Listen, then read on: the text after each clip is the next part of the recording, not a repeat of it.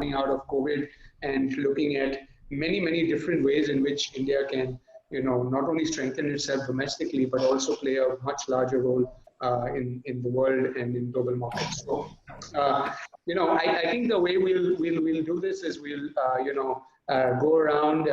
Maybe everyone can introduce themselves.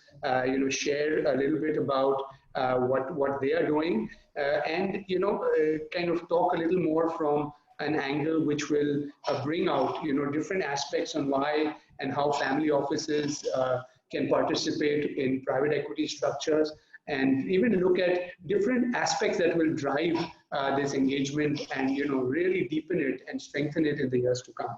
I come from a family business that was started by my grandfather in the late 1930s in Thailand, and we were partners with the Birlas in textile manufacturing in the late 60s and a lot of traditional businesses. So as a family office, we've always had investments, over the years, but precisely in the last, decade and plus, I think our involvement primarily with private equity structures in India, as well as looking at how do we leverage the fact that we've made investments, and understood companies better to then go on to actually build larger operational businesses, particularly in new age sectors where technology is a big lever and going to make a significant change, really move on the digital side of things. And I think that's how we build Jet Synthesis, and we continue to do a lot, in that space. So my view will come more from an aspect of, building a, looking at it from a family business perspective, but also then leveraging the fact that we invested in directly as well as through private equity structures in different companies, and continue to now operate and build new age businesses with different kinds of capabilities that we have benefited from while we have done these investments. And we have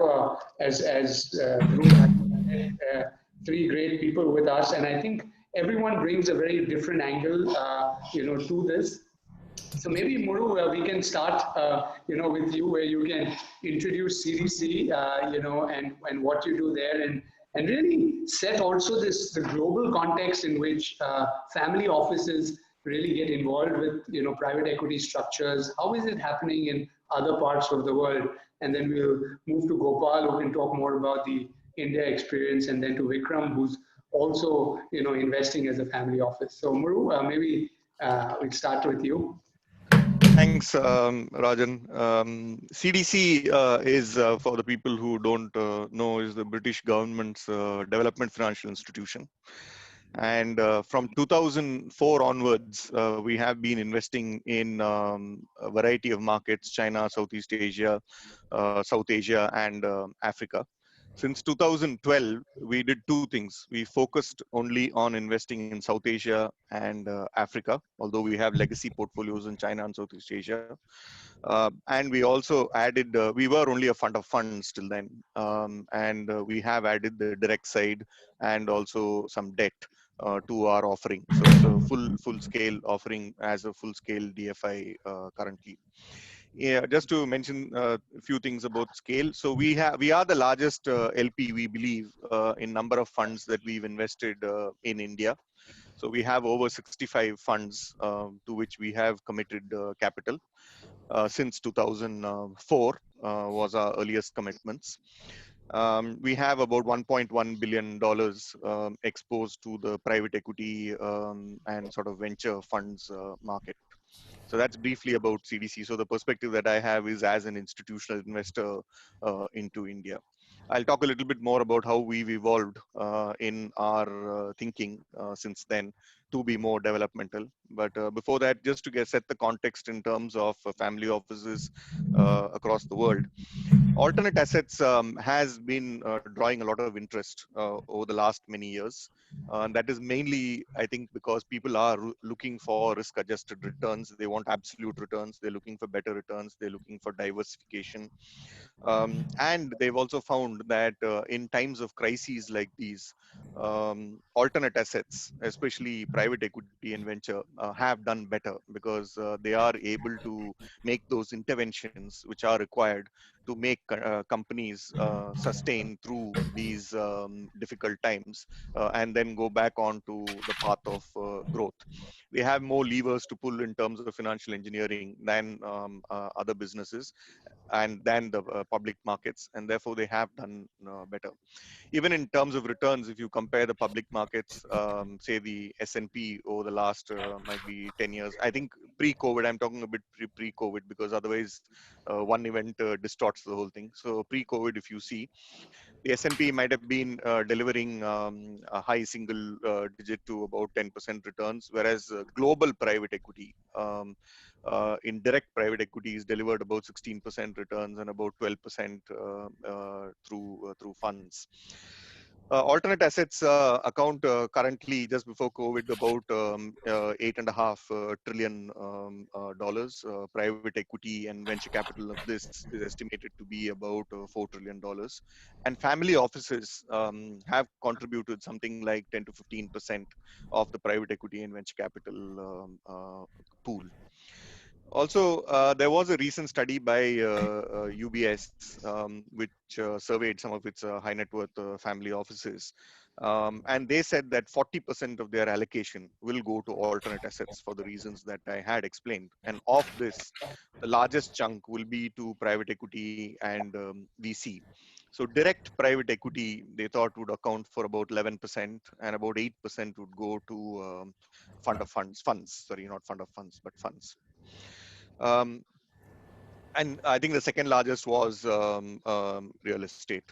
And we see, and they most of the managers surveyed, 30% in fact said that they would be increasing their private equity and venture allocations at the cost of hedge funds, and that they would also look at emerging markets. I think 29% or so said that they would look at emerging markets. So that's on the global scenario and how it sort of pans out. In India, also the market has grown exponentially since we participated in it. So 2000 to 2010, if you see, about $52 billion was invested in private equity in India. The figure we believe 2011 to 2020 is about $193 billion that has gone into private equity. Exits, again, about $20 billion of exits in the previous period and about 85 billion in the next period. And again, the size of deals has increased exponentially. I mean, if you look at deals over $200 million, 60% of current deals are deals over $200 million. So they're going into the bigger size deals.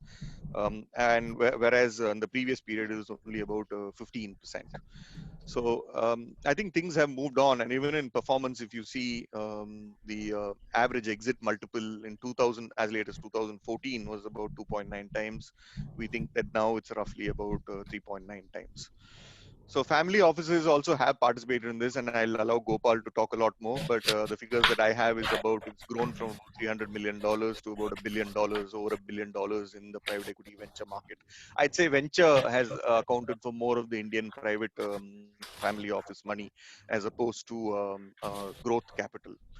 For various reasons, people want to dip their toes into the digital side. They think that they want to take sort of bets which produce outsized returns as opposed to bets that sort of are more sort of for the compounding effect. So that's briefly where the scenario is, and briefly what CDC does. We can have a discussion on any of these topics as we go along. Thanks, Muru. I think good context. I think Gopal, you want to take it from there? Sure. Thank you, Raja. Thank you, Muru. I think Muru has done a fantastic curtain raiser, as is expected. CDC is the 500-pound gorilla as far as the Indian market is concerned, and also one with a lot of history, and I say that in the most positive way. So, quick 2 lines about TVS Capital. We are a private equity fund focused on growth equity. We've raised about $400 million so far since history of about 12 years. Currently, we're in a third $200 million fund. 70% of our money comes from family offices and HNIs. And so we are 100% rupee-centric. We don't have $1 in the fund, and we take great pride in that effect. So my sense I just like to start off just talking a little bit about those family offices. I personally come from a family which has now been a family business for now 108 years, if I get it correctly, or no, 112 years. So I can understand families particularly well, and I'm obviously a great fan of family business as a important piece of the Indian economic architecture. Just wanted to say three things. In India, if you take the AIFs, which is where all the Indian money gets pooled, about 30 to 40,000 crores, somewhere in that order of magnitude, comes from rupee capital, which is pure rupee. Rest of it is actually coming in every year from dollar money into AIF. Of that 30 to 40,000, my estimate is between 10 and 15,000 crores every year, commitments, and I mean commitments and not drawdowns, actually comes from ultra high net worth individuals and family offices. This is really the backbone in many ways of where money comes from. And when we look at family offices in India, we sort of break them down into 5 categories. You start with, say, a 50 crore baby pool, which is maybe the beginning of a journey of a family office. Around 200 crores people are getting more organized with AUM, financial assets, of actually maybe having 2-3 managers, thinking about private equity versus VC. 500 crores, they're launched. This is like the launch pad number when you're kind of getting into close to escape velocities, what we see. I'm talking the Indian context. And about 2,000 crores, they're very organized. They have a family office chief. I noticed Rohit Chanana on this meeting. He's a well-known hero family office chief before he stepped into a second career. So we have about 4 sizes, and most of the money comes from the last two, 500 crores and 2,000 crore family offices. Our sense is that basically when families look at private equity and asset class, India, it's about 20% VC plus PE across those larger family offices of 500 crores and above. This is where they come from. The point I wanted to really leave behind before we get into the detailed conversation, Raja, is that startups as we know it in India in a wide scale, funds as we know it in India in a whatever scale, the people who are the pioneers who put the first money on the table to make it happen were families. It is the angel investors in the form of families which made startups happen. It's family investors who gave money to venture funds, to private equity funds. So without that risk-taking ability that comes from entrepreneurship, right, you really would not have got the kickstart to get this whole show on the road. And so today, if we have 2 lakh crores or 2.2 lakh crores pooled in VC and PE funds in India, and every year 30-40,000 crores is coming to funds like ours, for example, we are a really very representative, probably a family office driven fund. It's because of these entrepreneurs who are willing to take those risks. And the last thing I'd like to add in this context is when it comes to family offices investing, they are able to see beyond pure return, and that is the reason they are able to make these investments. And the reason I say it is when CDC is a very amazingly a benchmark organization, they have a development agenda, and family offices have done investments in startups, in VC funds or PE funds, thinking beyond return. Return is essential, it's mandatory, it's not an option, but they want to see development of businesses. They want to see development of fund managers. And that, I think, is a very key signature that family offices bring, especially as they grow larger, because these are entrepreneurs who had their own journeys. And we see 2 types of family offices. One is the first-time wealthy family offices, typically coming from the tech sector and pharma sector would be 2 sectors where you see first-time entrepreneurs who have made a lot of significant amount of wealth. And of course, our multi-generation family offices. And the first-time ones are the ones who actually push the envelope in terms of development along with returns. So that would be a good way to think about the Indian family office as a pioneer in creating the VC fund, PE fund, domestic VC fund, PE fund industry. I think great point. I think family offices, what you mentioned, being involved right from startups to everything. I think it's a global phenomenon also. Gopal, many around the world we see that is how that it's happened around the world. So we tend to grossly underestimate the role and we always talk that there's not enough money from family offices coming in. But like what you rightly said, the reasons why families invest is always very different, right? Each family has its own expectation from, what they are investing behind, why they are investing. And I think that's another very interesting factor, or, very interesting that we should continue to explore. And, I think 256 can really become a great platform if we are able to bring all these views, in, so that we can make it meaningful, for everybody who wants to look at this asset class particularly as, one that they can grow with in many different ways, including what you said, development with return. So great, thanks for sharing that perspective. And, Vikram, you represent a great family office. You've also been evolving, that thought process that, I've been sharing so far. So would love to have you introduce your family office, what you do, and maybe even share some of your thoughts on the subject. No, sure. Thank you, Rajan. And great introduction by Muru and Gopal. So I'm Vikram Desai. I'm president of the DSP Group. The DSP Group is the family holding company for Hemendra Kothari, who is fourth generation of a financial services oriented family. And, just to follow on to what Rajan was saying, is that I really think that every family is very unique in the investment style and strategy that they pursue, and they have a unique set of constraints or philosophy that they follow in their investment process and their investment policy. And so I thought what I'd do is I can, share a little bit about the DSP family, where our core holding and core business is really a public markets fund. And we are also one of the few families, I think, in India where we are the largest investors into our own mutual funds.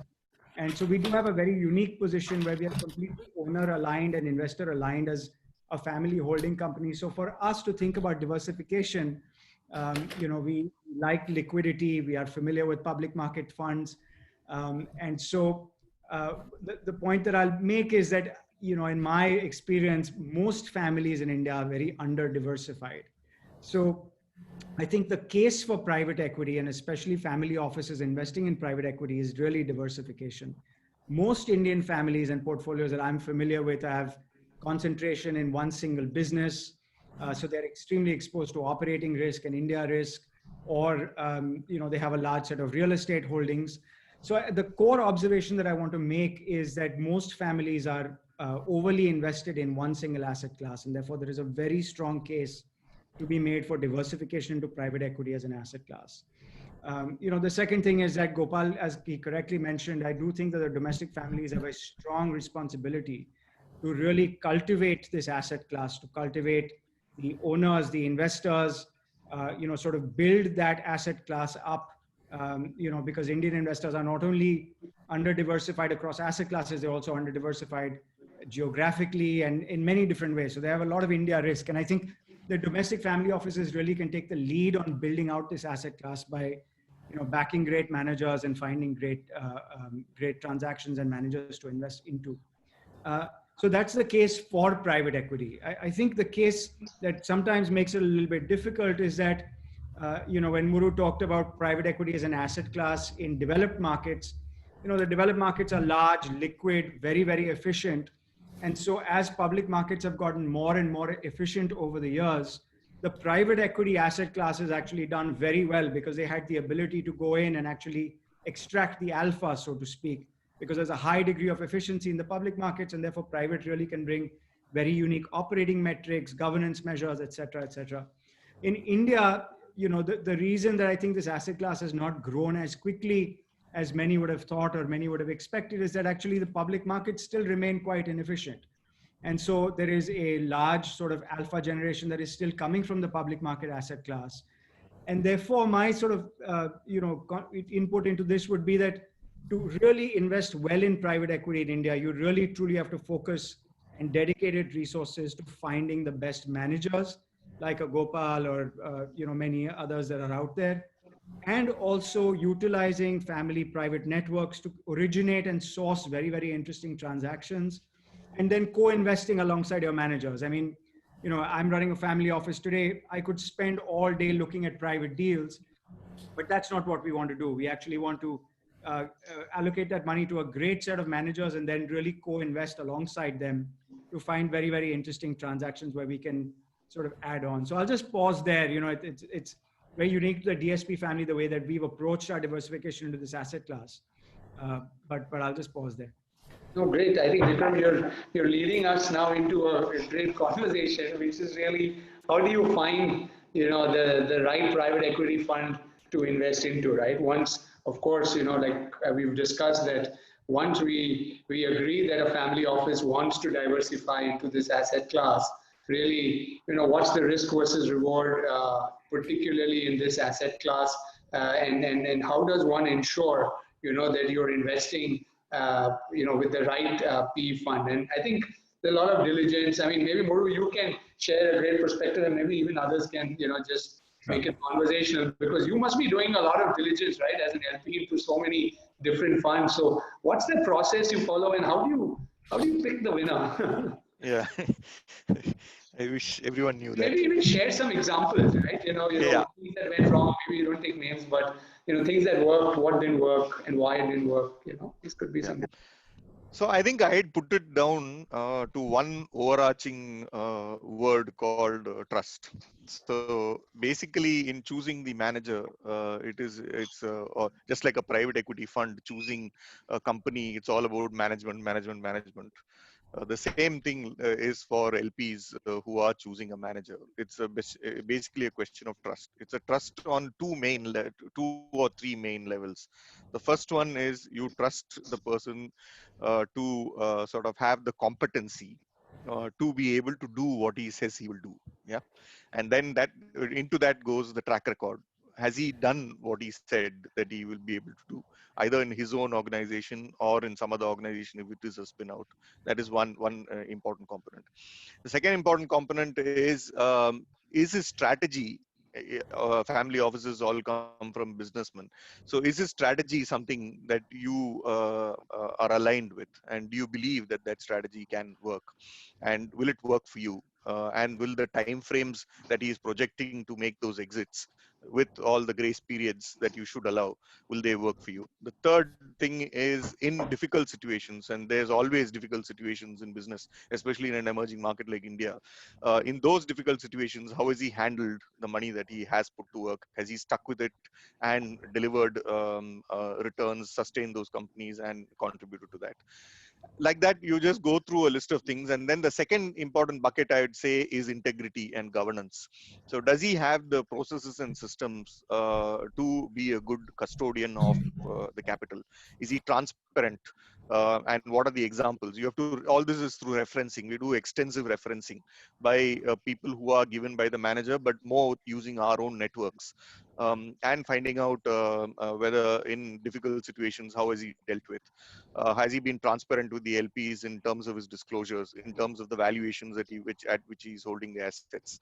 Has he been able to exit in difficult circumstances? So I think these are the two main buckets. A third bucket, which is becoming more and more important, and even in that one or two of the big wealth manager surveys, almost 62% of the people said that going forward, they're going to devote a lot of time towards environment and social considerations as well.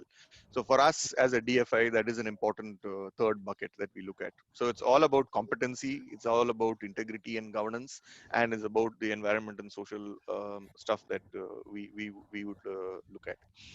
The good thing, as far as returns are concerned, there is no proper benchmark for just Indian private equity. I think Gopal has been working very hard with the SEBI to develop these things, and soon it is going to, either it's already come into play or October 1st, Muru. Yeah. So it has come into play, where you have to disclose. I think we'll have to see what that throws up. But just if you look at you have to separate out private equity from venture. And private equity, if you separate out the top quartile of managers, and this is not CDC's returns, this is the work that we've done in terms of our returns, plus looking at the market and talking to others. We meet all the fund managers, and just from what we've sussed out, I'd say the top quartile net returns in rupees is somewhere between, so far, it's somewhere between sort of low to mid teens. Yeah. There are outperformers to this. There are definitely outperformers to this. Some of the sector focused funds, some of the even generalist funds have done well. We'll have to see the consistency of that performance over multiple funds, for which the industry is not mature enough to be able to evaluate that. But that's where we are. The other thing I'd add is we, for some strange reason in CDC, we take a 2012 benchmark and see funds before 2012, funds after 2012. So funds before 2012 have, like all these other figures that I've given you, not done so well. They've not done so well at all. Whereas funds after 2012, vintage 2011-12 vintage, have done much better. And the reasons are not far to seek, because obviously managers are better informed. Managers have learned from their mistakes that they've made. They've got much more experience. The market, in terms of the receivers of capital, who are the promoters of companies, and the bulk of investments in India is growth capital, which is another big difference between the West and India. So you are reliant quite a lot on the promoters to deliver the capital, and they accept that private equity is a class, a very, very important class of capital that needs to be treated with respect. And if you enter into contracts and agreements, you will have to honor them. You can have discussions, but you will ultimately have to honor them. That perhaps was not the case. I mean, Gopal can add, but perhaps that was not the case 10 years ago or 12 years ago. So I think those are some of the points that would go into choosing the managers, and these are some of the returns. So we expect returns to improve. We definitely expect returns to improve. One piece of advice that I would say is what one of the Silicon Valley veterans came and spoke to all the DFIs in Europe at one point, and he said, never forget that if you guys are getting into the venture, and at that time all of us were trying to do the venture capital business as opposed to the growth capital business. He says, in my 33 years in the valley, I can tell you that 2/3 to 70% of funds that raise their first venture capital fund do not go on to raise the next one. And therefore, it is important that family offices choose the funds that have been there for a long time. They've got the correct parentage. They know that the people won't just sort of take it a little bit, for choice of a better word, to take it a little more callously. They'll take it seriously, and they will see through their obligations. So I would tend towards going to the funds that are much more well established when choosing this and hoping for better returns. How long does it take you, Modu, to make a decision on which fund to invest in typically? It takes a minimum of. I've never seen a deal go through in CDC at least in less than 6 months. So that's the level of kind of diligence. More like 9 months. Everything that you take. Yeah. Your point on trust was so important, because I think even family offices, that might be mid-size or whatever, typically talk to many other family offices, build references, hey, let's invest into this thing together and stuff like that. And I think all of that also adds, to how one can, pick the right thing. So if you pick a particular PE fund, it's fair to say that you've done enough diligence for other family offices to also, join in. And many others like you, probably is a good way for family offices to also make this, this decision. I don't know, Vikram, is that a fair way? Do you guys look at it that way? Before I go, tell Gopal to share his experience. No, I completely agree, Raja. And I think, the trust element and factor is absolutely critical. You really rely upon your own strong personal networks and references to actually bring very interesting managers and deals into the mix. And, beyond just the commercial element of it, of course, you need to make the return, and you need to justify why you're doing that as opposed to buying a mutual fund. It's really building out the ecosystem, right? And for a family like us, for example, in financial services, we know that the way that Indians consume digital financial products and services is going to change meaningfully over the next 20 years. So we require insight into those trends that may, just be happening at the margin of the industry, but are starting to make enough of an impact. And so really reaching through our networks and making strategic investments, whether it's through private equity funds or co-investments, to build out our understanding of the ecosystem is just an absolutely another critical thing that family offices use the private equity asset class for. We spend a lot of time really talking to our managers to understand not only their investment strategies and strengths and weaknesses, but also the underlying portfolio companies and what are they seeing on the ground. So during the COVID period, for example, I think we've talked to each of our, quite a few now, private equity managers. Tell us what's happening in food delivery. Tell us what's happening in healthcare delivery. Tell us what's happening in financial services. What are the massive trends? And you get incredible insight from what's really happening on the ground. So I think that's a very important formal sort of conversation that you can have with your investee funds that helps you to build a much deeper and richer sort of template as to where things are going. Yeah, no, I think, it's a very, very fair point and so much to learn, both ways. But Gopal, you've probably, you talked of a stellar performance both in raising capital from family offices as well as, delivering value. And I can say that because being an LP with you, you've delivered on both sides. How do you see, family offices? I mean, you must have met all types of family offices, right? So what is that diversity like, and what are those thoughts and questions that, maybe if you were to pick the common concerns, right? I know there are concerns of exit and return, particularly when it comes to India, and things like that, but maybe you'll be the best person to share that, and Sure. I think a lot of family offices here. Sure, Raja. In fact, let me just bounce on 1 second on this returns point before I enter this room. I think when I look at this point that Muru made, that after 2011, 2012, you've seen better performance in private equity, and he also recited the reasons very well. And I would also add one more reason, that generally the legal system in India to enforce contracts, the high courts accepting that commercial contracts must be enforced, the government pushing NCLT and many other such measures, has actually made the environment for contracting much better. When we talk to families, right, the first thing they tell us is venture versus private equity. This is a normal conversation that we have. So when we talk to families, we tell them, look, 73% of people surveyed by UBS said enhanced returns over public market is a primary diversification reason people want to invest in asset class. So the important thing to understand is, if you look at something like, say, Nifty or gold over 10 years, Raja, it's only done about 5 to 7% IRR. When you take a 10-year period, let us say from 2010 to 2020. So we start somewhere with conversation about that. Second is we have a conversation around venture capital. Now, venture capital funds, if you take like a 20-year band, because it requires 20 years to assess these funds, with 8 to 10-year life, 20 is the minimum horizon of time.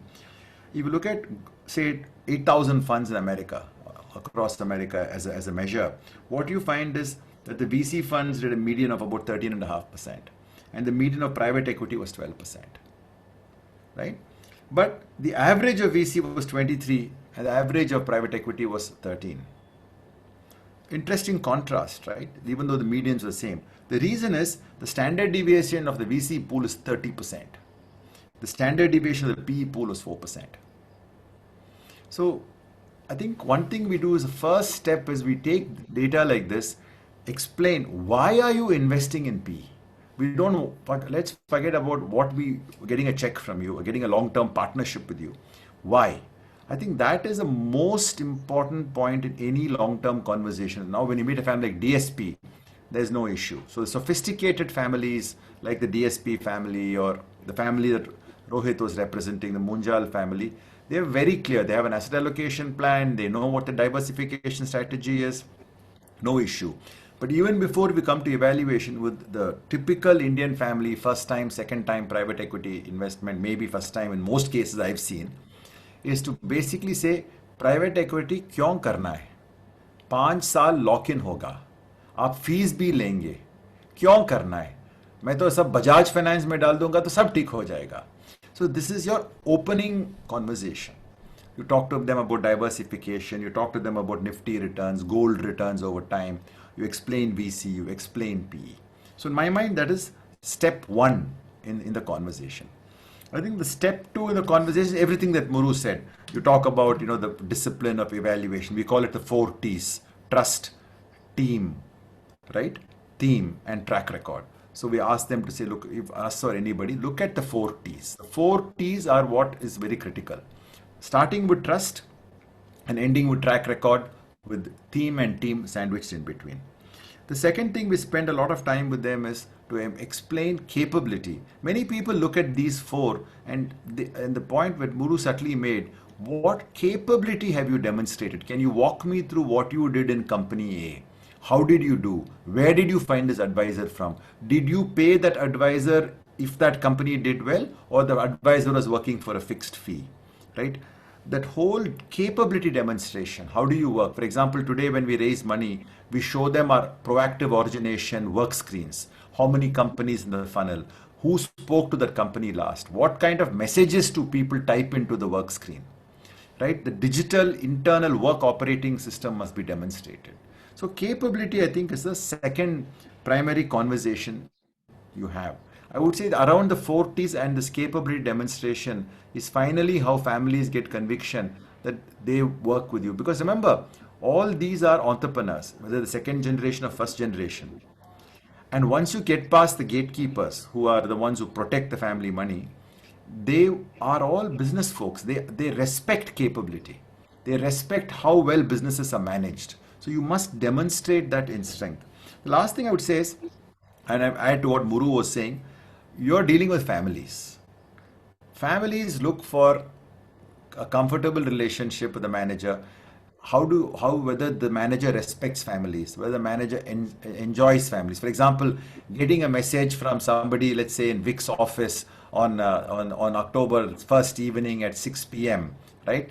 Or October 2nd at 6 p.m. Your colleague should not feel, oh, this October 2nd is a holiday. Oh, wow, October 2nd, fantastic. They must be free. Let's call them and talk instead. That happy feeling, I think, is, which for me is like everybody calls me, I will return their call 2 times even, because I want to speak to them. Hemendra Bhai will call regularly, and to me it's part of my whole life to have the long chats with Hemendra Bhai, or with Nitin Bhai in your case, right? And many others. That feeling of feeling happy with families, I think, makes a big difference in India. I don't know how it is other countries. Many families have divorced themselves from operating businesses. In India, most families are still with their operating businesses. So they have a very great appreciation of capability for that reason, and the family spirit. The last thing I would say in evaluating in a private equity fund, one is you put money, you get returns. So as Muru said, after 2012, returns are, and I would suggest high teens also, not just low teens as he said, but they're not that many, but it's improving like very, very fast. In fact, most people in the West, as he said, are wanting to put more money in private equity. But the thing that I would point out is, other than investment, there's co-investment as a benefit. So families should look for, will we get co-investment? Do we have to invest a minimum ticket size to get co-investment? The third benefit I would encourage them to look at is whether they can buy secondaries. Because one of the things that we are now finding a lot is families coming to us towards the end of our fund life and saying, hey, I'd like to buy, for example, I'll give you a real live example. Can we buy NSE from you? Today, our fund holds a very large chunk of NSE shares. So can we have some kind of bilateral in terms of exchanging secondaries, right?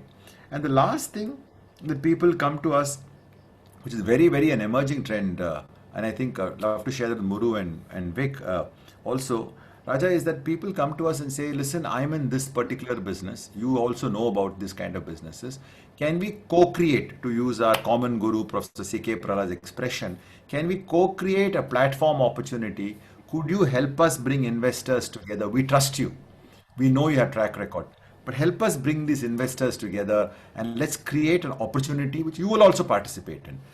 To me, honestly, in all my dreams when I started private equity 13 years ago, I could never imagine this last part. And now we are finding, with trust building, families giving you a call and say, I have this business, what should I do? Can you do something? Can you help us? So I think that kind of rich relationship would, when people see, you get a lot more attraction from family offices. So today, really, in many cases, I think if you do well in your third fund, in your fourth fund, you will actually not be spending too much time raising money. You'll be talking about strategy. You'll be talking about working together in multiple ways.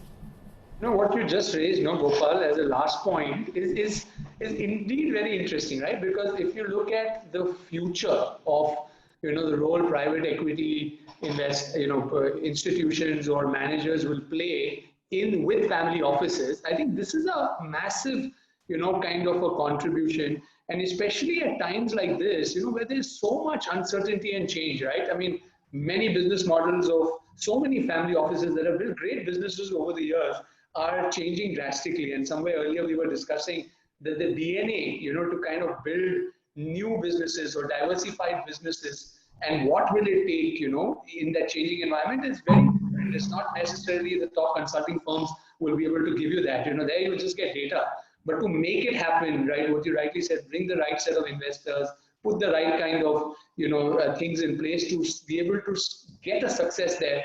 I think it's a very, very interesting concept. And, we've also kind of done something similar, a few years back, 7, 8 years, looking at, if we were to look at the next 30 years from an operational business perspective, and I think Vikram did raise that many people don't look at, their operational businesses, and somebody has also raised it on the chat, as their wealth. They look at only the excess funds that are available, available for investment. But tomorrow, the operational businesses itself could evolve, from a lot of these investments. And I think that correlation is something which is very strong. So no, that's a great point. And I think that's another strong reason why family offices should kind of look at, private equities. But maybe some examples, I think what will be interesting, like, I think Gopal, you did mention that, ask a manager why they did this with a particular company and why they did. I don't know, any of you want to share some examples without, something that worked well, maybe as a family office investing with a private equity player, or even as a, as a private equity player investing in a company or something, some insights into some real case studies, something that didn't work well, or worked well. As Gopal, you said, C.K. Prahlad used to always talk of the outliers lying in the failures. You get a lot more information from there. So I don't know, maybe we can spend a few minutes on that. Muru, Gopal, Vikram, I don't know who wants to go. Let me take a shot at it. I think I'll take a very brief shot. I think in terms of actually investing experiences with family offices, I think the two things that really stand out for me. One is, I still remember in our third fund when we started, we found this amazing opportunity. And we had to, on a dime, suddenly up our check size by a factor of 1.5x, which is normally what we wouldn't do, right? Now, in a situation like that, if one has to go raise co-investing, right, with an institution, because institutions also co-invest with us, I think Muru talked about 6 month cycle. I think in a family office where you have a trust-based relationship for 10 years, this is one phone call. And I mean one phone call when the person is walking towards security line in the airport. Right? Saying, listen, this is a great company. I love this company. I think this is what I see as outlier. I need X. Can you help me? Can you do this? He said, yes, in principle, that's fine with me. You can, that kind of check-in, which you can build through trust and track record, I think only a family office can do. And that is something I personally experienced. It happened. We actually went and wrote finally a check by our standards, right? For us to write a 30 million check was not normal for us. So we're actually able to turn that around only because of the trust we built with 2-3 families. And it really happened with a few phone calls, and it happened within a few days. And we're able to go back to the company and say, no, we will do this check size. So I could give you that as one. There are many such examples one can build. References, getting to know companies. For example, entrepreneurs have 3 term sheets, 2 calls from your clients saying, listen, we worked with these guys for some long time. We love them. They will be the best partners you have. People reference with other entrepreneurs. But sometimes a family business operating company calling and saying, hey, listen, in fact, I was just doing that just now with Mr. Desai. I mean, Mr. Kotari, sorry. And that can be a very big door opener in this business. Other things being equal. And today the best deals are the ones with competition. The deals with no competition, you've got to kind of really think why there is no competition for that particular deal, right? So I think I can think of many such examples. It's the power of the network in many different ways. The power of speedy decision making based on trust. I don't think CDC can turn around a decision in 5 minutes. So. Yeah, definitely not. We're very fortunate, I think, to in this industry. I think in the position that we are in as family offices, to really work with high quality people, and really be, create such a rich interface and dialogue, and really be able to, get exposure to these types of people. So, I mean, in the past, having been associated with other foreign institutions, it's a large investment committee. There are a bunch of people sitting on the investment committee who've never been to India. So you have to start with, okay, this is the growth story. But the ability at a domestic family office to calibrate the quality of that local individual and their experience, for us, whether it's with Gopal or Nandan Nilekani or yourself, or we are very fortunate in to work with this really bright group of people, and I think that's makes the job very interesting. But I just want to say one word of caution again, is that Gopal is, I mean, the entrepreneurs that I think we work with and the fund managers we work with, we really think they're just top decile. But there is a broad range of people who come in the private equity asset class, who are not as great to work with. So we're very fortunate again on this panel to have someone of Gopal's caliber, but not everyone we meet is like that, right? So you've got to be very careful about who it is that you're actually allocating that capital to. And what I would love to see as someone who runs a large Indian family office is a greater set of people who have the skills, the ability, the networks, and also the economy growing as fast as it should or it could, to actually be throwing up many more opportunities like that. And then a really high quality group of people that you can back. Because I would say there's not enough of them. Yeah, no, I think that's right. Yeah. Muru, go ahead. Go ahead. No, I think that's absolutely right. I mean, as Gopal said, that it could be high teens as well. I'm sure there's even more than high teens in one or two of the cases. But if you take a broad set of the top quartile, as I said, it's between the low teens to mid teens is where the returns are. But if you take the top decile, or might be the top 5%, it might be high teens or even more than 20%. I know one that is tracking at around 30%, but I mean, that's just one. So it doesn't mean that that's the thing. The one point that I'd like to add, actually 2 points. One is what we've also done in CDC is moving away slightly from the funds business. We are creating what's called a capital partnerships business. And here we want to get in like-minded investors, like what Gopal is mentioning.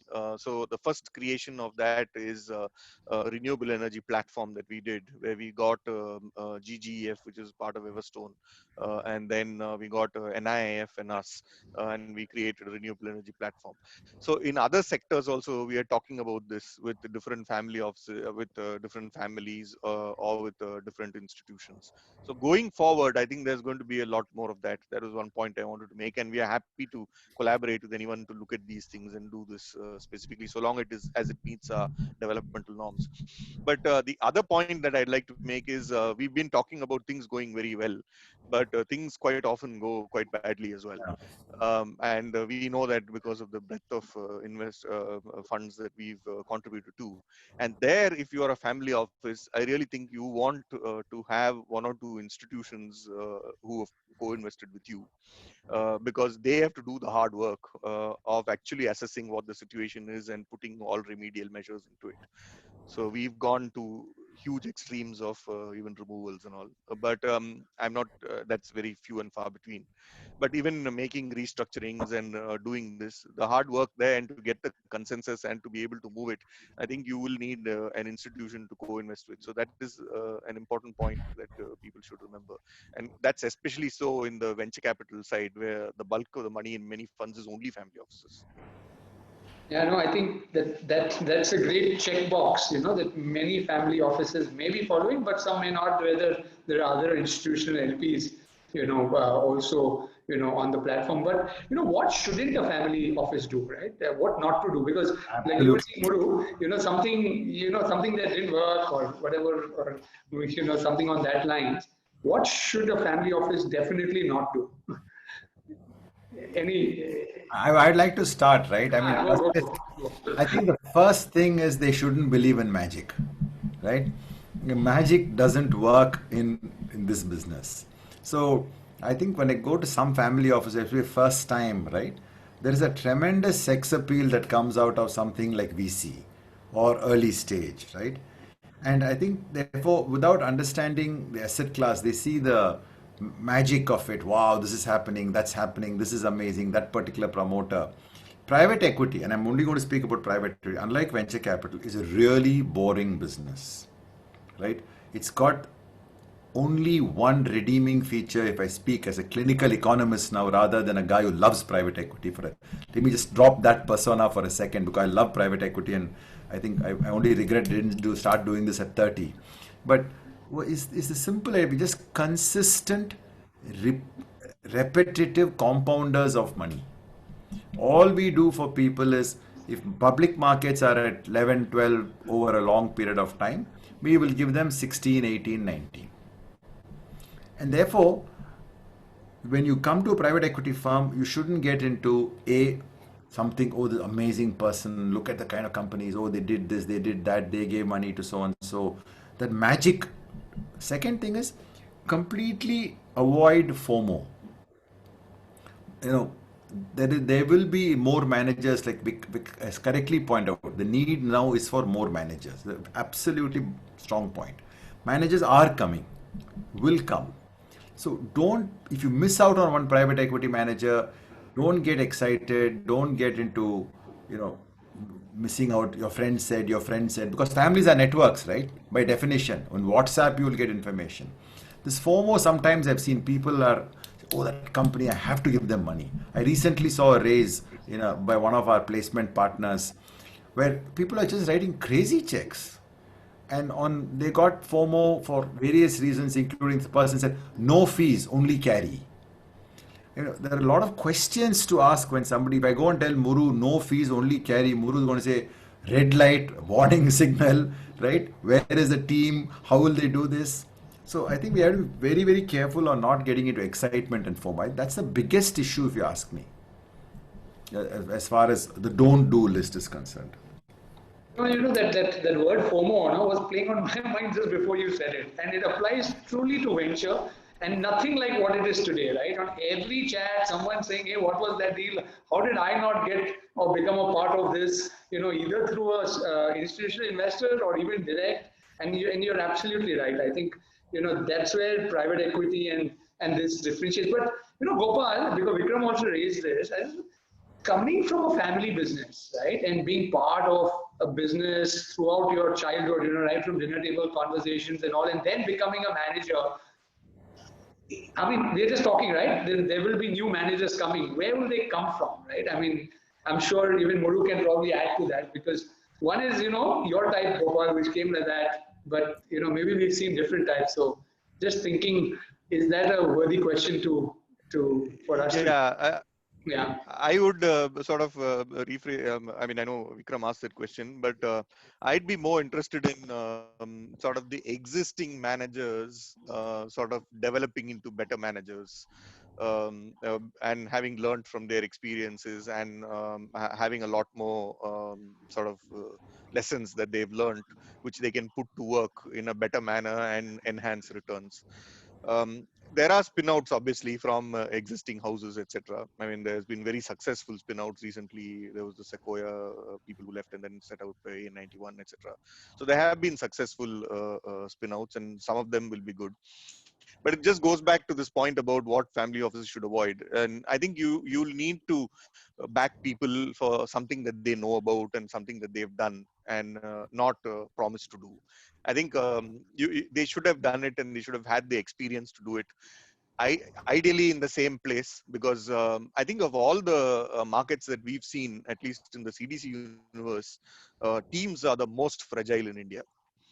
I think that's an important point that people should realize. So there is a lot to be said for people having worked together for a few years and having put up with each other for a few years through ups and downs, for having a solid team. It is very fragile, because generally the youngsters, especially at the senior level, generally youngsters want to keep on moving. I mean, just for the next opportunity, and therefore to have more consistent long-term teams is difficult in India. Yeah, now we're opening up for people to post their questions also on the Q&A and chat, and someone's already asking you, Muru, that how does a first-time manager raise funds from a fund like CDC? Is there hope or no hope? See, I think as I said, I was going to talk about how we've evolved. Till now, we were backing general private equity funds because we thought that we should sustain the market. First, we were part of the creation of it, and then we thought we should sustain it. But recently, we've pivoted away and focusing our efforts on more impact-related funds and climate funds and venture funds. And venture funds also, for those funds, it was promoted by Indian managers who are focused on sort of delivering goods and services at cheap cost so that it affects the multitude of people. So for a generalist fund, unless it's a specific themed and special sector fund, which again focuses on our priority areas, we are slowly sort of moving away from that general private equity market now.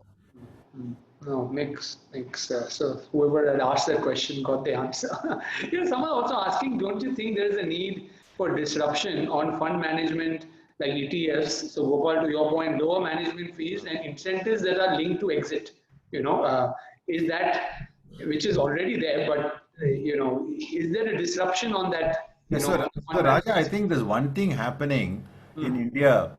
And I've been part of for a long time of the SEBI AIF panel, and I've been very happily involved in the industry association, which I think is a great body. The thing is, we have actually democratized fundraising compared to what it is in the West.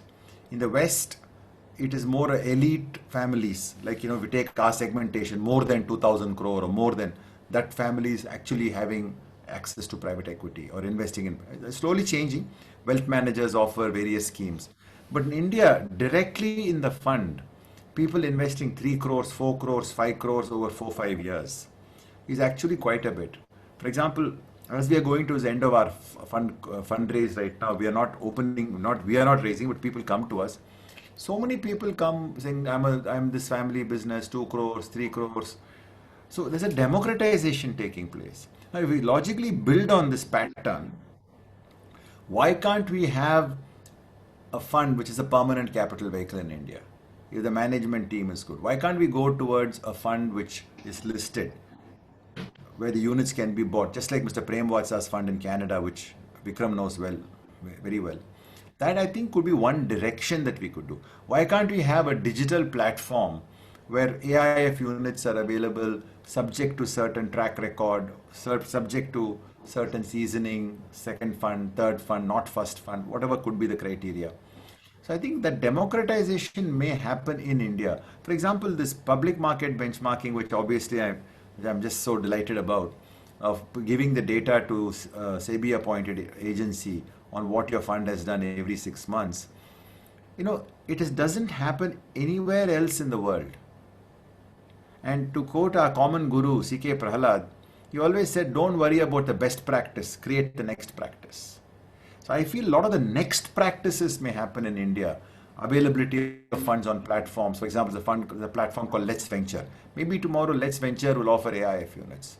Maybe a Vivriddhi in Chennai will offer AIF units. And more people with 2 crore, 3 crore getting into private equity. Maybe listed PCBs. So I feel very positive about the next 5-10 years that if we all work together with government as collaborators and with regulators, we can actually democratize this asset class in India. Do you see that happening though, Gopal, because you work with the regulatory, landscape quite a lot. You see that happening? Is the pace good enough? It is. I think so, because this public benchmarking or this performance benchmarking as it starts, we've also started now that every person who advises a family to buy a fund has to go through NISM certification. So curriculum is now being set, saying a person advises a Vikram or a Muru or a Rajan or a Gopal, they must have passed the test to know what is a private equity, what is venture capital, how do you do an assessment. That has come. Third is some norms are coming on how advisors and distributors should take fees.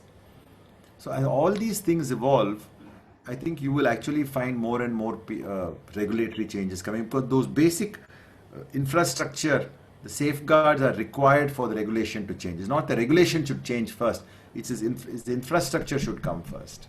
So I think it will come in. I define change. I wrote the paper on performance benchmarking in 2016 January. It happened in 2020 October. So I wouldn't call that fast, but it's kind of between fast and slow. So at that speed it will happen. So if you fast forward from 2030 back, if you work back in 2025, I think you will see those kind of changes. Muru, you see that too as an international investor coming into India and things like that? Yeah, so I think we have attempted to do, well, certainly managed accounts. We've done one with Kotak for affordable housing. We have done PCV structures in Africa. We've done one PCV structure in Africa, and increasingly, as Gopal said, the wealth managers are offering products for investing into private equity, where people with much smaller check sizes can go and they aggregate them and then give it to the private equity fund, and that's an increasing thing that's happening now. So I do see all this coming into India. No, and I think there are a lot of questions that are coming up on, themes, right? How does one pick a theme? What are the different themes that one should kind of invest into? Maybe Vikram, you can share a little bit, what do you see in terms of different themes, and then maybe, Gopal and Muru can also add, and really what's a sector focused fund versus a generalist fund, what happens there, or what guidance can one give to many people who are thinking about that? Sure. No, I just want to make one point on the prior one, which was a question about ETFs and private equity. And I think, these alternate asset classes do really, really well. There is a highly efficient public market at work. So I just want to make that one point, is that, people think that ETFs just sort of happened, but actually ETFs have been around for 30 years. It's only that when every single American investor had a public market active manager that was underperforming, was what created the opportunity for a passive product. And India is not there yet. So for all these other asset classes to grow around, including PE, we really need an efficient and robust public market. And I think as we get more financial inclusion, that will happen. But I don't think it's as comparable to some of the other global markets. I just wanted to make that one point. On the themes, look, I can speak for ourselves. We're a family that has a deep and long history in financial services. It's an area that we care deeply about. And so we really try to make sure that our existing private equity managers are showing us co-investment opportunities in that space where we can build a footprint. And then the second element is that it's like we discussed earlier, just trust and strong execution ability, the ability to pick up the phone and talk to someone and get the real information as to actually what's going on, as opposed to some sort of pitch. So we really rely upon, I would say, very traditional things, financial services focus, and then really relationship oriented. So we're not trying to make thematic allocations in terms of agri or trying to find some of these high growth areas. That's not how we are approaching. You want to add something on this theme-based? Yeah. So we have looked at theme-based stuff, and increasingly we will be looking at it more. And in fact, some of the theme-based ones, especially in healthcare, have done exceptionally well. I know at least 4 funds who will be doing much better than the figures that I just gave in all our healthcare funds. The same, the same cannot be said of in terms of performance for infrastructure, but infrastructure is another theme that we have looked at carefully. So I think theme-based, the market, it will only happen where the market's deep enough. And partly the venture thing is a theme-based stuff. And there is differentiation. There are AI-focused funds, there are consumer venture funds, etc. So I think there is a separation that's happening now. But most important thing is to ensure that there is a depth in the market where you can actually have a theme. Yeah, like in our case also, I think on the venture side, definitely the theme-based thing works a lot better. Because sometimes when you look at your portfolio, even from a theme perspective, sometimes you might want to have a little diversification there, particularly when it comes to deep tech versus, consumer internet versus different kinds of things, especially with this fast changing digital, kind of landscape. But people are also keen to know, how do they allocate between PE and VCs versus co-investments? Gopal, typically in your structure, how does it happen? So I think, Raja, I think for families, right? I think especially for the 4th and 5th category of family offices, co-investment is, I think, something which they like. It's very much like what I saw an old Peter Lynch video a few days ago, when somebody asks him, so how do you beat the spider? the S&P 500 ETF. And he says, look, there are 500 companies. So go through those 500 companies, run your own metrics, and overweight some of those companies by buying individual stocks. And that's how you beat the spider. If you have judgment, is good, right?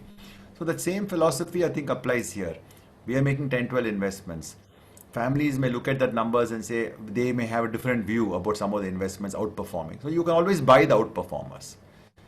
That's, I think, their thinking when they do co-investment. So what we've done is we've created a structure where we have a unit class for co-investment. So families who have written larger checks to us, for example, can simply decide that they want to participate in that particular co-investment. So as the investment is closing, we give them like a week or two's notice, and they look at it and they say like, okay, we like this and this is what we'll do. And they buy those units. We call it in our fund as X units. So for the third investment, they would buy X3 units from us for that value. So they come in as part of the fund into the entrepreneur's cap table. So the cap table is very clean. Rights are exercised by one person. And when we exit, they get their money. So that kind of co-investment is working well. Recently, Mr. Jayant Sinha, the Member of Parliament who chaired a committee on private equity and on the finance committee of the Lok Sabha, who chaired a sub-working group on VCP, they made a recommendation that the government should legitimize the idea of a CIV, a co-investment vehicle, which will be basically not limited to say 200 investors, and they will be allowed to invest along with the fund. So that could be another structure that might emerge, which is typically what's done in the West. They have separately a structure, and the manager manages that structure, the same private equity venture capital manager. I think that's going to be a very large part of the future. And I also don't think it's going to get limited to just large families. We get requests from smaller investors, 1 or 2 or 3 or 4 or 5 crore checks sometimes, saying, we understand you're investing in this company, could we co-invest? Right now, our structure doesn't permit that because it's only for larger check holders. But I think those are the kind of evolution that will take place, as Muru and Vikram say, as the market scales. I think you're going to see a lot more sophisticated venture structures. Second thing is, in India, the fund accounting infrastructure that exists today is very weak. You need a lot of infrastructure to actually make a system run. Today, our fund accounting companies are basically coming from the mutual fund era. So they basically are not, they may be sahi hai for mutual fund, but they are nahi hai for private equity fund. Because they don't get into saying, okay, you create a co-invest class, can the client come online, can they buy that co-investment online, hit a click, transfer the money, get all these infrastructure will also evolve in the next 2-3 years. So I think co-investment, in my mind, is going to be a big thematic. I would think in a fund like ours, currently it's 30%. And I think it will ultimately become close to maybe 40-50%. Yeah, I completely agree. And I think, like even in our case, right, especially if it is theme-based, like for us, say media entertainment and new age gaming and all of that is something that we are doing, there, using co-investment as a mechanism to then acquire companies completely, kind of, build operational businesses and integrate that into your specific area is again a great way for, family offices to do that, particularly on the VC side, but also on the private equity side, depending on, what different family offices want. But, Gopal, you just talked of that, of the mutual fund thing. So someone's really asked this question, what's your view on revenue-based funding, wherein from India's perspective, you get monthly repayments of 2 to 8% of gross revenues till the time a certain multiple of capital is returned to investors. I don't know where it applies in our case, but anyone has a view on that? I don't.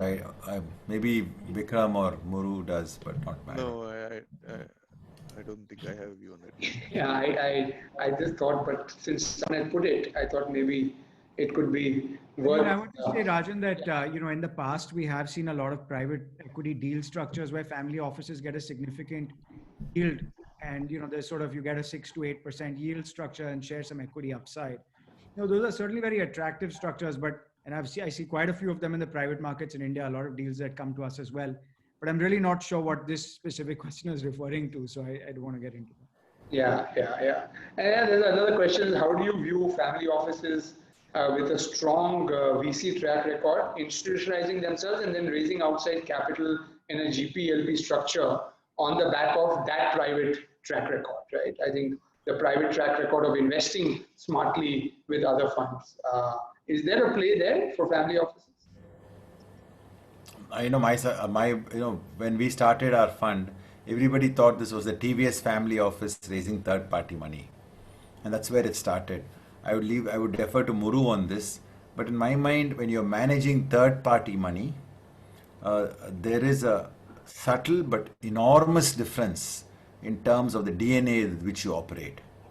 In some sense, the taking agency for third-party money changes just about everything, even though technically it's the same. You're still going through an evaluation process, you're still making calls about the business, the entrepreneur, the business model, the comparative intensity, the exit, the entry valuation, all that is great. But there is a very small, apparently small difference, but a very big difference when it comes to how your mind thinks. And for me personally, managing third-party money is very easy, it's very simple because it's completely clinical. I don't think that might happen in a family. The family has got a much richer agenda, and I put myself much below them when it comes to the agendas, because they have long-term family wealth, they have the family's reputation, they have the family's agendas in terms of development, they have the family's businesses which are related. So I think if the family member wishes to move out and start a fund with some sponsor money from the family and make this 101% of their time business, why not, if they are capable? But to commingle and make it a hybrid kind of business, I would hesitate a lot. No, I would agree with Gopal. I think it is a completely different mindset.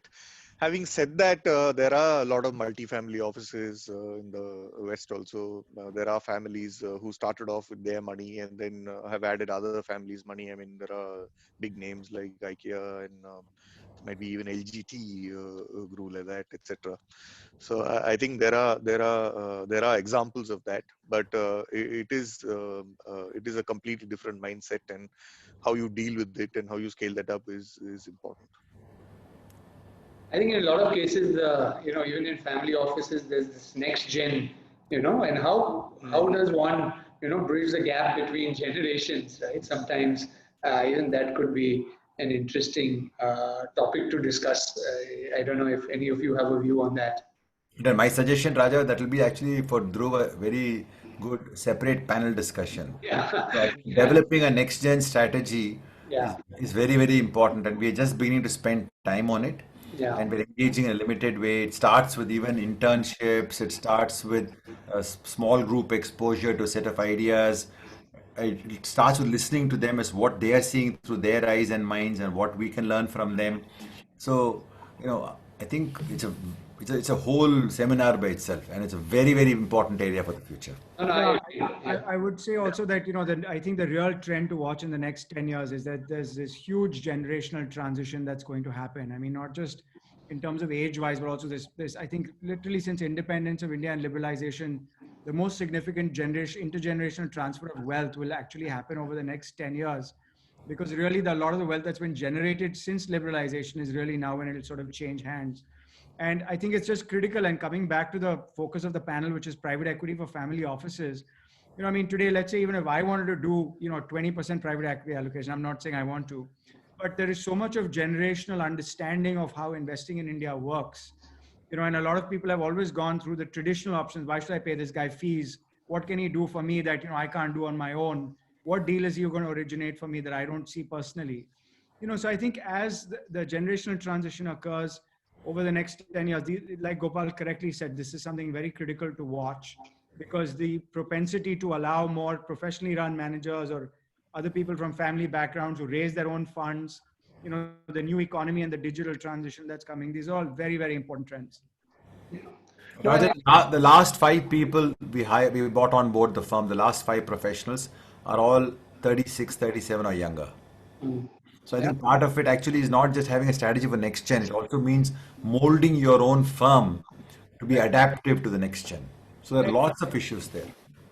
Yeah, and I think it also applies to operational businesses, right? Because I think someone's also put that question, the panel's view on integrated finance for a, SME or upper end mid-sized enterprise that's looking to grow, how do they choose, debt via an NBFC, equity, hybrid capital via AIF, and then using that to get competitive, especially when they want to go global.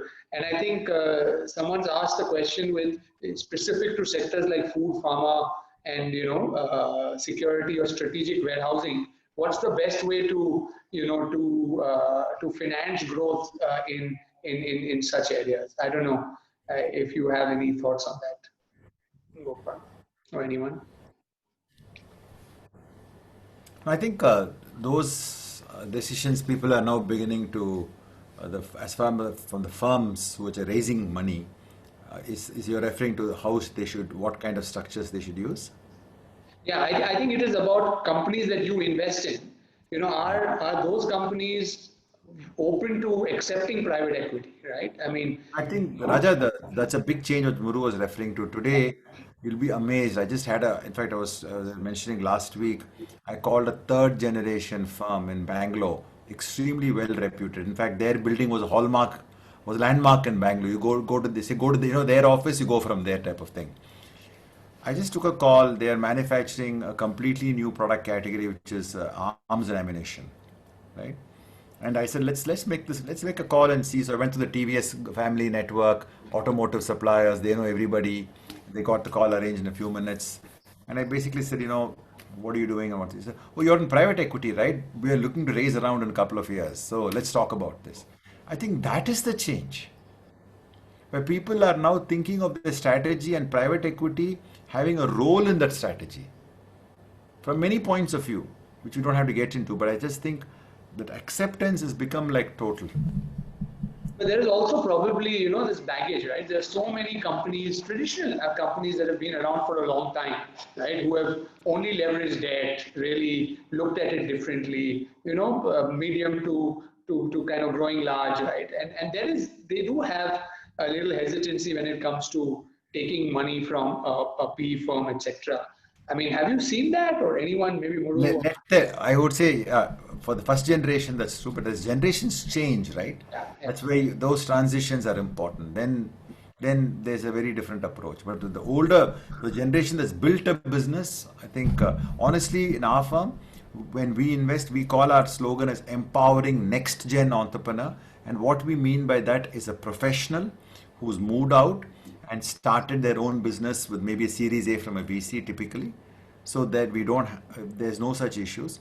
Or a family member from a traditional business who's spinning off and saying, I want to take the family business in a new trail.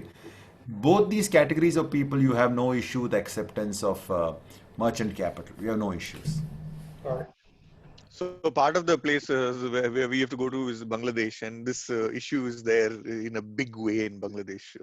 As soon as you go and explain about private equity, they say, what is the cost of what's the cost of the money that you're giving? Is it comparable to what I can borrow from a bank? And so they look at it from that point of view. I think that, so it is a question of evolution. I'm sure this was the case 20 years ago in India as well, but over the last 10 years, definitely there's a significant difference.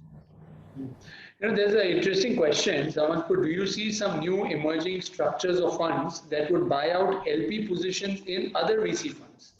So we got a JV where we've done that, but not VC, more a little bit more on PE. I think it will. There are others who are doing it as well, both for VC and for PE, and that market will also grow as the private equity market grows as well. So Vikram, someone's put a question that you did mention that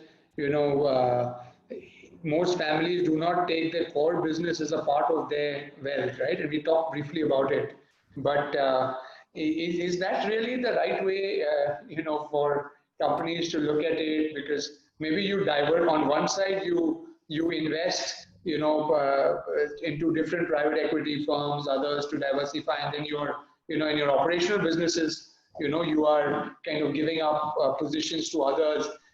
What's the best way to look at wealth? And I think that's a good question, to ask when it comes to family offices, and especially as generations are transitioning.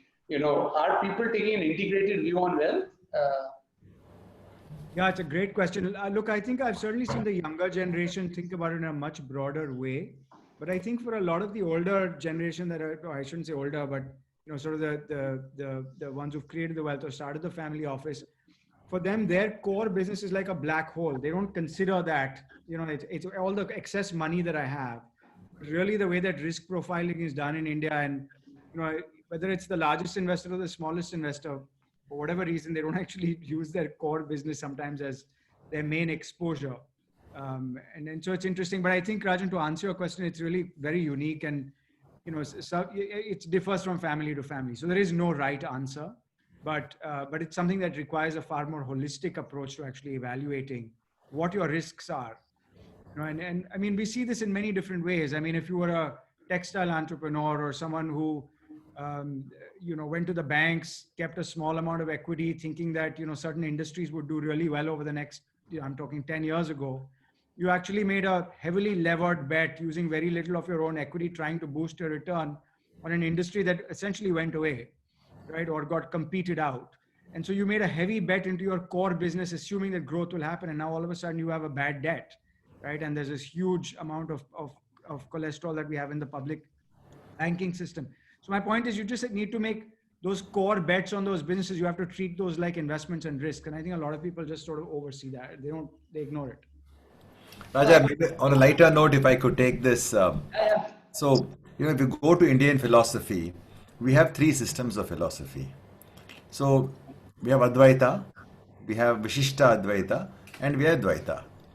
All families start as Advaitins. Family money, all is one. Aham Brahmasmi, Tattvamasi. So they all have basically their money is one. Whether that money is spent for my children, for myself, for my business, for my employees, it's one pool of money. Over some time, it moves to Vishishta Advaita. All money is same, but some money is slightly different.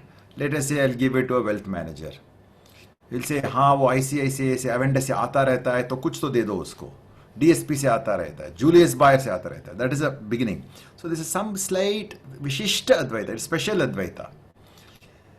Over the next generations coming, when children have different aspirations, different needs, etc., and when in-laws come, etc., then it becomes Dvaita, Madhva philosophy, the latest evolution of the Indian philosophical trio. Then they say there is God and then there is human. So human is the money that we give to our children, etc. God is our business. Business always comes first. That is always very clear. So then there is a separation. Then among the business portfolio, you may sell business, buy business, and run it as a portfolio as you get evolved. And the family wealth then is totally separate.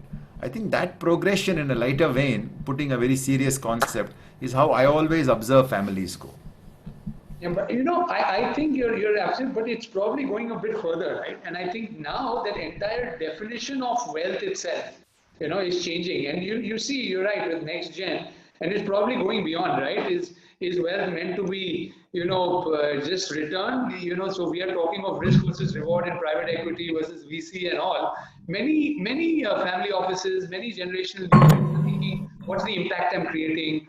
Is wealth just a vehicle, to create that change and impact? So giving has become a big subject of discussion these days, especially in countries like India, where giving has not been, as much. So I think the way wealth is going to be viewed by a family office, of course, one always says, am I in the business for business and, do my philanthropy and that separately? I think, there are numerous examples today of impact investing, pros, cons, what it has done, what it hasn't achieved.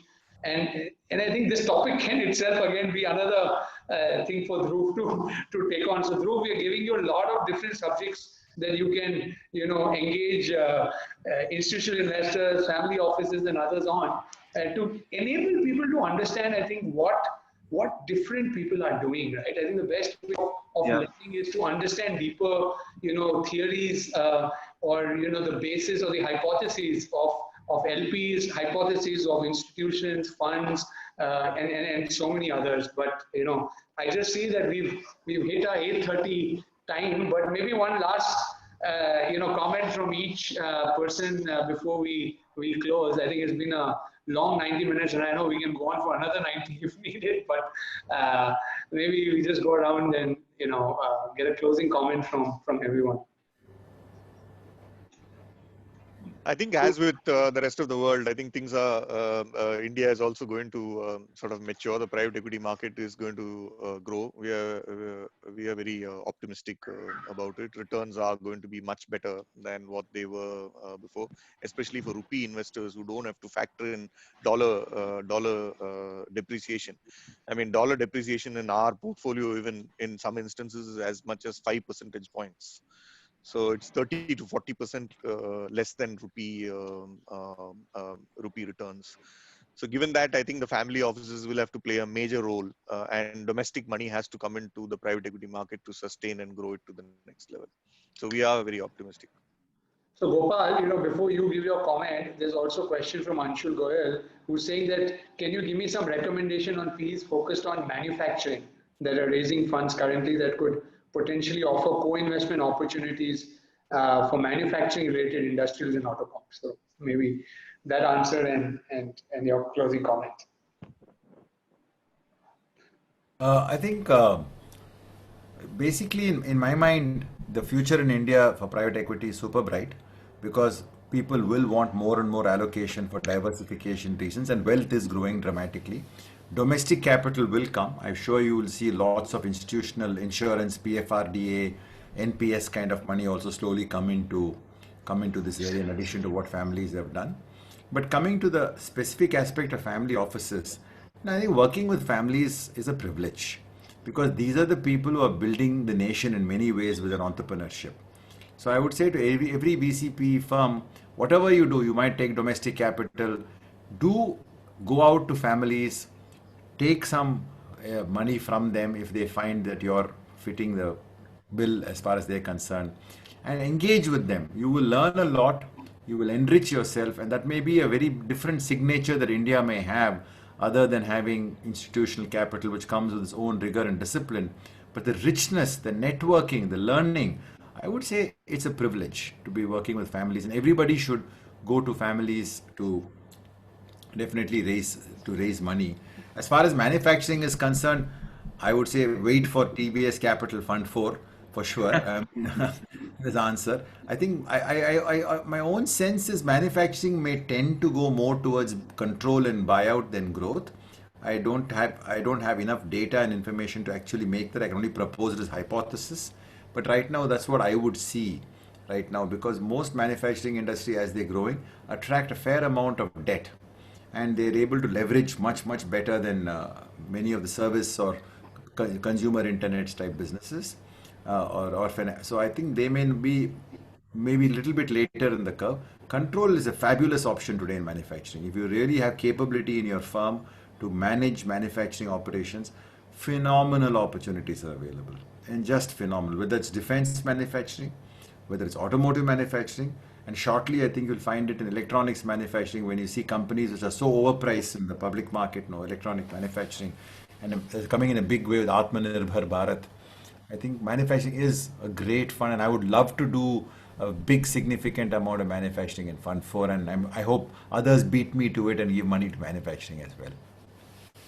And a good point to raise. In the public markets, some things are so overpriced, which actually creates a good opportunity for private equity. But Vikram, your closing comment on this subject. Yeah, no, look, I think as a domestically rooted, oriented family office with majority of our assets in India, we care deeply about the development of the domestic ecosystem so that the risk reward sort of aligns for all of us. And so we're going to very closely track the evolution of this space, and I would just love to see more higher quality managers with good established track records as well as great deal flow. Over the next sort of 10 to 20 years as this asset class grows, we're very excited about it. Yeah, no, I think it's been a awesome session. I think I have learned a lot, as probably each one of us who's been part of this session. And I'm not going to summarize anything or even attempt to do that. But right from PE being a boring compounding kind of investment class to so many different aspects of the importance of families actually getting involved in this asset class is something that we've tried to touch upon.